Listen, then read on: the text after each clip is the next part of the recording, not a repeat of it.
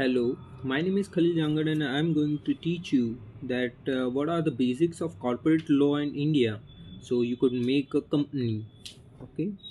मतलब आपको जब कंपनी बनानी हो तो आपको किस चीज़ का ध्यान रखना पड़ेगा और कॉरपोरेट लॉ इंडिया में कैसे काम करता है.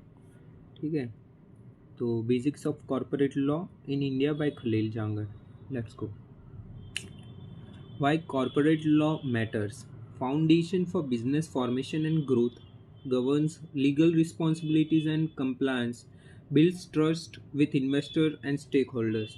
ठीक है, तो हम लोग पहले तो जानेंगे कि ये कॉरपोरेट लॉ होता किस लिए है.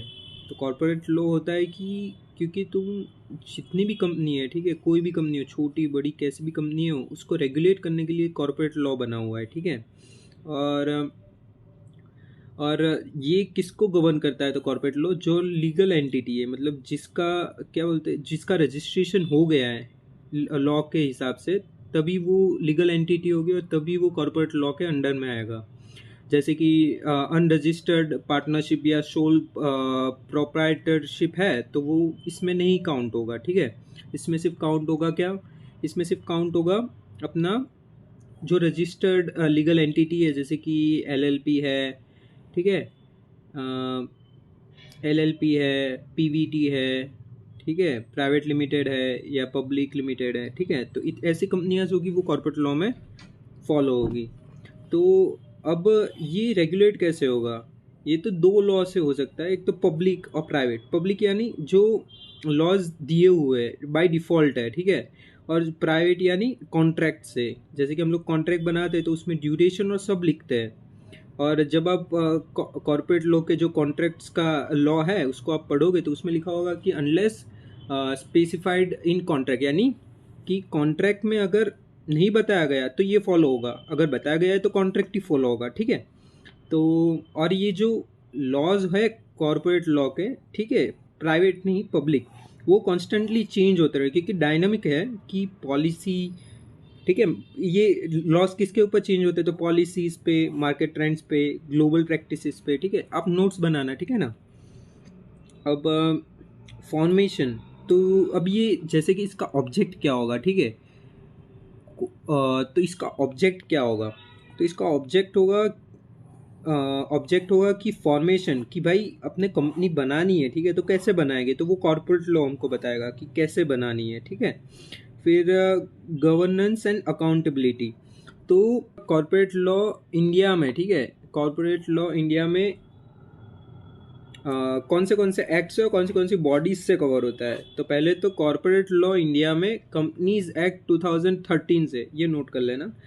फिर सेबी एक्ट 1992, फिर FEMA 1999, insolvency and bank करप्सी code 2016, फिर कंपटीशन एक्ट 2002.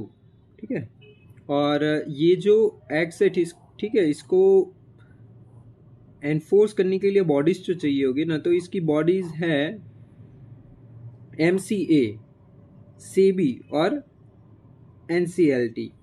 ठीक है, अब इसमें कॉर्पोरेट लॉ में एक बहुत ही अच्छी बात है कि अगर जब आपने कंपनी रजिस्टर करवा दी तो वो कंपनी एक अलग एंटिटी हो जाएगी, मतलब वो आपसे अलग हो जाएगी. जैसे कि आपकी खुद की कंपनी है, ठीक है, आप कंपनी के सीईओ हो, आपने बनाई कंपनी, तो फिर जब भी केस होगा, जैसे कि आपका कुछ भी खराब हो गया, आपने कुछ गंदी चीज़ दे दी या कुछ भी हुआ, तो आपके ऊपर केस नहीं होगा, आपकी कंपनी के ऊपर केस होगा. ऐसे आप बच जाओगे. ठीक है, और जैसे कि इंसॉल्वेंट हो गई है, आपके पास पैसे नहीं है देने के लिए, तो आपको कंपनीज के एसेट बेच के देने पड़ेंगे. अगर कंपनी पे केस हुआ है तो आपको खुद की एसेट्स नहीं बेचने पड़ेंगे. ये आपको कॉर्पोरेट पर्सनैलिटी आपको ऐसे बचाती है. ठीक है, और इसके लिए आपको केस ये नोट कर लेना और देख लेना एक बार, सोलोमन वर्सेस सोलोमन. ठीक है, ठीक है, अब हम समझेंगे इनकॉर्पोरेशन एंड स्ट्रक्चर. ठीक है, तो इनकॉर्पोरेशन क्या होता है? The legal process of forming a company and registering. ठीक है, तो लीगल प्रोसेस है जिससे आप कंपनी बना सकते हो. कंपनी मतलब जो लीगल एंटिटी है उसको एग्जिस्टेंस में ला सको, उसको इनकॉर्पोरेशन कहेंगे. तो अब मैं इनकॉर्पोरेशन एग्जैक्टली कैसे होता है और कौन से टाइप्स होते हैं जिसमें इनकॉर्पोरेशन हो सकता है कंपनी का, वो आपको मैं बताने वाला हूँ, ठीक है। ये नोट कर लेना और ध्यान से सुनना। तो पहले तो आपको कंपनी बनानी है, तो आपको पहले डिसाइड करना पड़ेगा कि आपको कौन से स्ट्रक्चर में जाना है, क्योंकि स्ट्रक्चर ही डिसाइड करेगा कि आपका टैक्स क्या होगा, आपके ऊपर रिस्पॉन्सिबिलिटी क्या होगा, आपको क्या कंप्लायंस करना पड़ेगा, आपकी लायबिलिटी एंड फंड कैसे वो होगा, ठीक है। ओके, तो अब मैं आपको स्ट्रक्चर के टाइप्स दिखा रहा हूँ, ठीक है। तो पहला टाइप है प्राइवेट लिमिटेड। तो आपने बहुत सारी प्राइवेट लिमिटेड कंपनी देखी होगी, जैसे कि कोई भी कंपनी का नाम लिखा हो उसका पीछे लिखा होगा PVT LTD, तो उसका मतलब होता है प्राइवेट लिमिटेड। तो इसमें मिनिमम 2 मेंबर्स होने चाहिए और मैक्सिमम 200 मेंबर्स होने चाहिए, उसके बीच में होने चाहिए। अगर उससे कम या ज़्यादा होगा तो वो प्राइवेट लिमिटेड में नहीं आएगा, ठीक है। और ओनर कौन होगा, तो जो प्राइवेटली हेल्ड, मतलब शेयर होल्डर्स प्राइवेटली हेल्ड होते हैं। शेयर होल्डर्स सबको, मतलब पब्लिकली वो सबको शेयर नहीं दे सकते, ठीक है, प्राइवेट लिमिटेड में। फिर कंप्लायंस, तो कंप्लायंस मतलब कि उनकी रिस्पॉन्सिबिलिटी क्या रहेगी, ठीक है। तो उनकी रिस्पॉन्सिबिलिटी है ना, जो पब्लिक लिमिटेड होती है उससे कम रहती है, ठीक है। अभी तो मैं सिर्फ समरी दे रहा हूँ, इसलिए इतना ही बताऊंगा, ठीक है। इन डेप्थ चाहिए तो आपको कमेंट्स या आपको जो भी जानना है मेरे ईमेल में बता देना, ठीक है। तो फिर तो ये किसके लिए सबसे अच्छा है, प्राइवेट लिमिटेड है वो। तो ये सबसे अच्छा है स्टार्टअप्स के लिए और ग्रोइंग बिजनेस के लिए, जिसको इन्वेस्टमेंट की ज़रूरत है, ठीक है, और ज़्यादा रिस्क भी नहीं लेना है, तो वो जाएगा इसमें लिमिटेड प्राइवेट लिमिटेड में, ठीक है। जैसे कि बायजूस और ओला दोनों एक प्राइवेट लिमिटेड कंपनी थी IPO से पहले, ठीक है।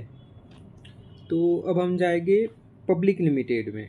दूसरा टाइप है पब्लिक लिमिटेड कंपनी।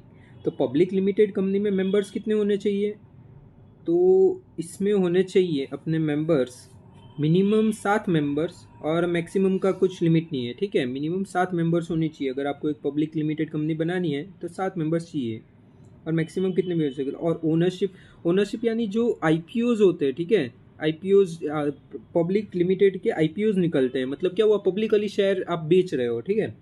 तो इसमें आप पब्लिकली कर सकते हो पर प्राइवेट में नहीं कर सकते। अभी पैसे भी ज़्यादा आएंगे तो आपकी कंप्लायंस, जो मतलब रेगुलेशन होगा, जो आपके ऊपर रिस्पॉन्सिबिलिटी, वो भी कैसी होगी, हायर देन प्राइवेट लिमिटेड, ठीक है। कंप्लायंस ये है। फिर ये सबसे अच्छा किसके लिए, best for home it is best for, तो it is best for the companies who are large scale, okay, businesses like Reliance, Tata Steel, etc. okay। अब हम तीसरा टाइप है LLP, लिमिटेड लायबिलिटी पार्टनरशिप। तो इसमें मिनिमम मेंबर्स कितने होते हैं, तो मिनिमम मेंबर्स 2 होते हैं। ओनरशिप पार्टनरशिप के बीच में होता है, इसमें शेयर आप बाहर निकाल सकते, जैसे कि प्राइवेट और पब्लिक में होता है, इसमें ऐसा नहीं होता। अगर आपको कैपिटल चाहिए तो शेयर से नहीं निकलेगा, किसी को आपको पार्टनर बनाना पड़ेगा कैपिटल के लिए, ठीक है। तो ये सबसे अच्छा किसके लिए है, तो जो प्रोफेशनल सर्विस दे रहा है उसके लिए, ठीक है। अब और ये चौथा टाइप है OPC करके, जिसका मतलब होता है 1% कंपनी, ठीक है। इसमें सिर्फ एक ही बंदा होता है, जैसे कि देखो आपको ये पढ़ के ही सुन के ही पता चल रहा है कि 1% कंपनी यानी एक ही जन होता है, वही सोल प्रोप्राइटर होता है, ठीक है। ये किसके लिए बेस्ट होता है, तो सोलो एंटरप्रेन्योर के लिए, ठीक है। अब जो ये इनकॉर्पोरेशन का स्ट्रक्चर डिसाइड करना क्यों ज़रूरी है, मैं आपको ये बताता हूँ, ठीक है।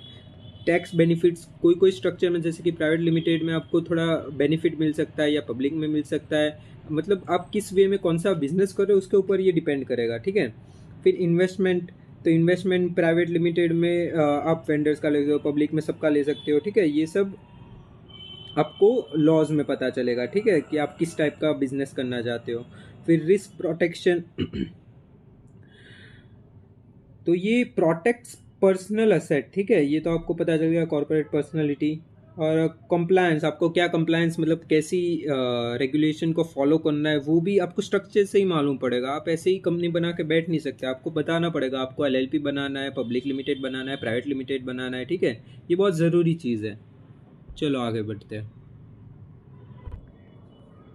ये देखो कंप्लायंस के लिए है, ठीक है। ये कंप्लायंस के लिए एक बार देख लीजिए और स्क्रीनशॉट ले लीजिए। आपको आइडिया रहेगा कि किस में कौन से कंप्लायंस चाहिए।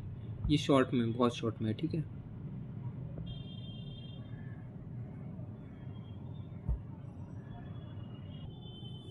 ठीक है, कंप्लायंस के बारे में हम लोगों ने पढ़ लिया है। Annual filings, board meetings, statutory registers, adherence to company act provisions. ठीक है, आपको मैंने शॉर्ट में एक शीट दे दी थी, वो आपने पढ़ लिया होगा आई होप।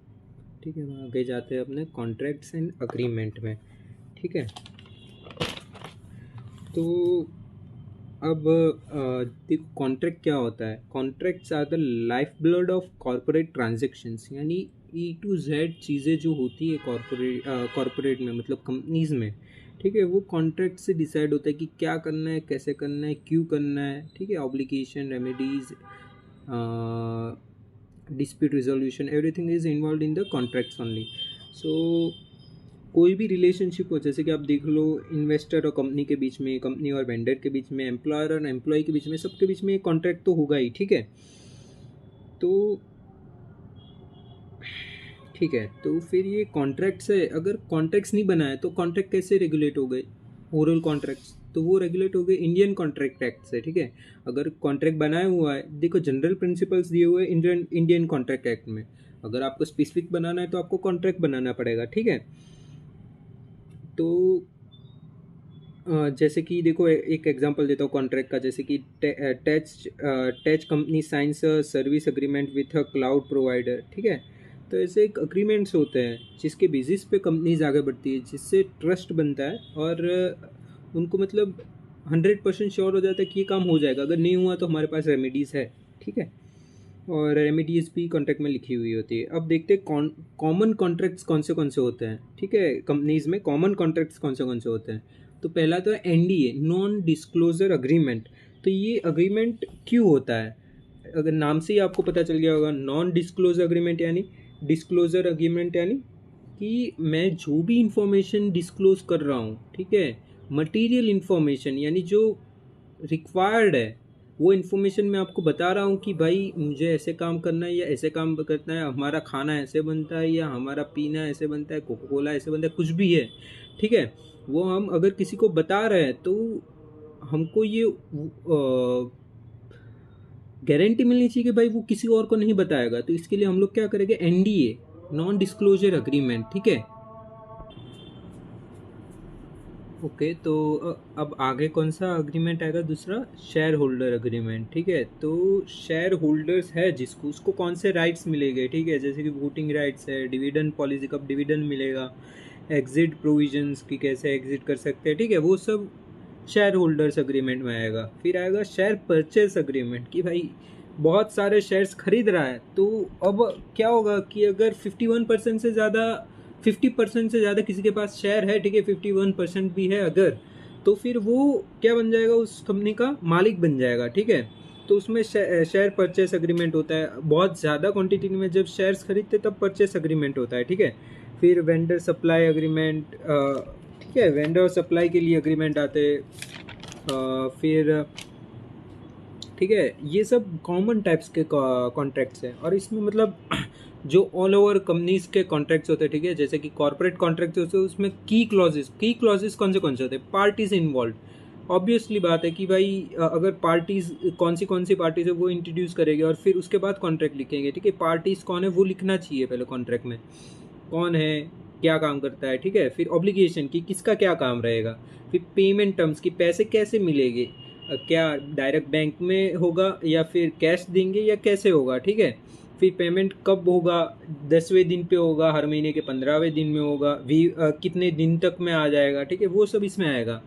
फिर कॉन्फिडेंशियलिटी क्लॉज कि भाई किसी को कुछ बताना मत, ये काम अपने बीच में ही है। ठीक है, फिर टर्मिनेशन कंडीशन कि भाई ये टर्मिनेट कब कैसे होगा कॉन्ट्रैक्ट। ठीक है, कि भाई ये टर्मिनेट हो जाए, terminate EOD, event on default में होगा, इवेंट ऑफ डिफ़ॉल्ट में। तो इवेंट ऑफ डिफ़ॉल्ट क्या, वो सब कॉन्ट्रैक्ट में आएगा। ठीक है, फिर कभी कभी जो ये जैसे कि कॉन्फिडेंशियलिटी क्लॉज है, ठीक है, वो सर्वाइव कर लेता है टर्मिनेशन को भी, टर्मिनेशन ऑफ कॉन्ट्रैक्ट को भी, ठीक है, वो क्लॉज आपको कॉन्ट्रैक्ट में डालना पड़ेगा तभी होगा, ठीक है। फिर डिस्प्यूट रेजोल्यूशन, तो डिस्प्यूट रेजोल्यूशन कैसे होगा, पहले मीडिएशन होगा या कंसिलिएशन होगा या आर्बिट्रेशन होगा, जुरिस्डिक्शन क्या रहेगा, लैंग्वेज कौन सी रहेगी, वो सब कॉन्ट्रैक्ट में ही आएगा कॉर्पोरेट के, ठीक है। फिर अगर ब्रीच हो गया, ठीक है, जैसे कि कॉन्ट्रैक्ट किसी ने ब्रीच कर दिया, भाई मेरे को ये नहीं करना, मेरे को ये नहीं करना, ठीक है, मैं नहीं करूँगा, तो ऐसे जो होता है कर ले, तो फिर उसमें क्या आएगा, डैमेजेस। हम लोग क्या क्लेम कर सकते हैं कोर्ट के ट्रिब्यूनल के पास से, तो डैमेजेस कि भाई डैमेज दो, ये इसने मेरा ये काम कर दिया, ख़राब कर दिया है, तो मुझे डैमेजेस दो इसके, ठीक है, पैसे दो मुझे। फिर स्पेसिफिक परफॉर्मेंस की, भाई इसने ये काम नहीं किया तो उससे वही काम करवाओ, क्योंकि वो काम अगर नहीं करेगा तो बहुत ज़्यादा लॉस हो जाएगा, लॉस बहुत ज़्यादा हो जाएगा, ठीक है। गिना हुआ नहीं है, मतलब वो स्पेसिफिक रिलीफ एक्ट में, ठीक है। फिर इंजंक्शन की, भाई ये काम नहीं, ये काम कर रहा है, ये काम मत करने दो, या तो ये काम करवाओ, ठीक है, वो सब किस में आएगा, तो इंजंक्शन में आएगा, ठीक है। ये हो गया contracts and agreement. Deep knowledge दे रहा हूँ भाई।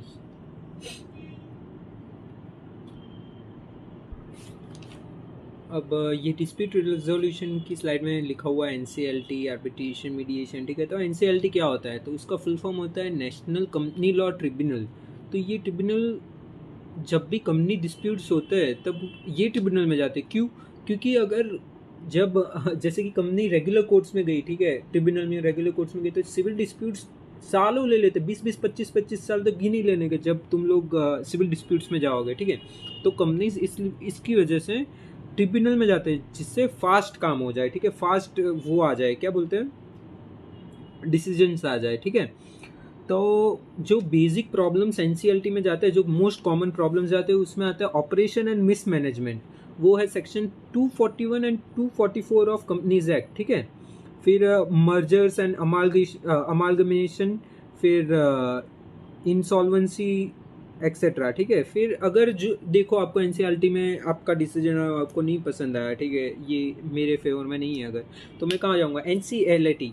एनसीएलटी का मतलब होता है national company law appellate tribunal, यानी जो भी अपील्स होगी एनसीएलटी से वो यही एनसीएलटी में जाएगी, ठीक है। और फिर दूसरा भी ट्रिब्यूनल आता है एसएटी, सिक्योरिटीज अपीलेट ट्रिब्यूनल, जो सीबी के रिलेटेड जो अपील्स होगी वो यहाँ पे होगी, ठीक है।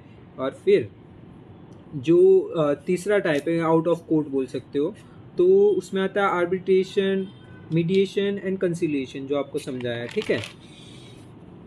और कोर्ट्स क्या रेमेडीज प्रोवाइड कर सकती है अपने को, तो डैमेजेस दे सकती है कि भाई पैसे ले लो और ये सब बात ख़त्म करो, ठीक है। स्पेसिफिक परफॉर्मेंस की, भाई उसको ये काम करना ही पड़ेगा। फिर इंजंक्शन कि भाई तू अगर ये चीज़ किसी और को बेचा इसके साथ अग्रीमेंट करके, तो ये दूसरे को तू नहीं बेच सकता, उसको बोलेंगे इंजंक्शन, ठीक है। फिर रिस्ट्रक्चरिंग ऑर्डर्स कि भाई कुछ भी प्रॉब्लम है कॉन्ट्रैक्ट में ऊपर नीचे है, या कुछ भी रूल्स में ऊपर नीचे है, तो कोर्ट बोलेगी भाई तुम इसको ऐसे कर दो इसकी जगह, ठीक है।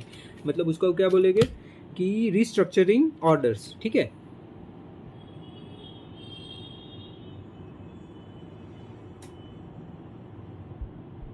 अब आ गया why businesses can't ignore corporate law. क्यों बिजनेस कॉर्पोरेट लॉ को इग्नोर ही नहीं कर सकते, ठीक है। अगर इग्नोर करेंगे तो क्या हो सकता है, तो लीगल पेनल्टीज आ सकती है कि भाई अगर तुमने कुछ भी फ्रॉड किया या कुछ फ्रॉड वगैरह किया तो कंपनी लॉ आपको पकड़ेगी, ठीक है। वो छोड़ नहीं देगी कि भाई चले जाओ, तुम कंपनी हो, तुम इंसान नहीं हो तो चलेगा, ऐसा नहीं होगा, कंपनीज लॉज आपको पकड़ेगी। और फिर पेनल्टी पैसों में भी हो सकती है, या मॉनेटरी रिलीफ भी हो सकती है, या आपको जेल में भी जाना पड़ सकता है, ठीक है। फिर दूसरा क्या होता है कि strengthens credibility with investors and partners, कि भाई आपने अगर कंपनी लॉ में गवर्नमेंट में रजिस्टर हो गए हो, तो उसका क्या होगा कि भाई आप क्रेडिबल हो, ठीक है, कि आप ऐसे ही कुछ भी नहीं हो, आपके पास कुछ बैकग्राउंड है, लीगल बैकिंग है, जिससे आप किसी को ट्रस्ट दिला सकते हो कि हाँ भाई हम लोग असली कंपनी है और हम आपको ये सर्विस प्रोवाइड करेंगे या प्रोडक्ट प्रोवाइड करेगा और लेजिट है ये, ठीक है। अगर नहीं होगा तो आप केस भी कर सकते हो। मतलब क्या होगा, फॉल्सिफिकेशन टेस्ट बोलते हैं इसको, कि भाई अगर नहीं हुआ तो आप ये कर ही सकते हो, आपके पास ऑप्शंस है, ठीक है। अगर हम लोग ने नहीं काम किया तो इससे क्रेडिबिलिटी बढ़ जाती है, ट्रस्ट बढ़ जाता है। फिर protects long term business stability. तो जो लॉन्ग टर्म बिजनेस स्टेबिलिटी होती है वो कॉर्पोरेट लॉ से ही वो होगा, क्या बोलते हैं अपना, स्टेबल होगा। ठीक है, टेक अवे, तो की टेक अवेज क्या है आज के लेक्चर में से कि corporate law is the silent force behind every successful business. ठीक है, फिर next detailed breakdowns of contract and compliance. ठीक है, ये दोनों। और अगर आपको और जानना है कंपनी के बारे में तो आप कमेंट भी कर सकते हो। और मैं जो जीमेल यहाँ पे बॉटम लेफ्ट कॉर्नर पे दिख रहा है उस पर आप मेरे को जीमेल भी कर सकते हो अगर कुछ भी कंपनी रिलेटेड क्वेरीज है। ठीक है, और जो भी आपको आगे चाहिए उसके लिए आप रिक्वेस्ट कर सकते हो कमेंट्स में। ठीक है, और लाइक और सब्सक्राइब करना मत भूलना क्योंकि सपोर्ट चाहिए सपोर्ट सपोर्ट चाहिए। ठीक है, तो सपोर्ट मुझे ऐसा आपका इमोशनल सपोर्ट नहीं चाहिए। लाइक और सब्सक्राइब करने से ये जो यूट्यूब होता है वो प्रमोशन ज़्यादा करेगी वीडियो का। ठीक है, तो लाइक और सब्सक्राइब करना मत भूलना। Tata, bye bye.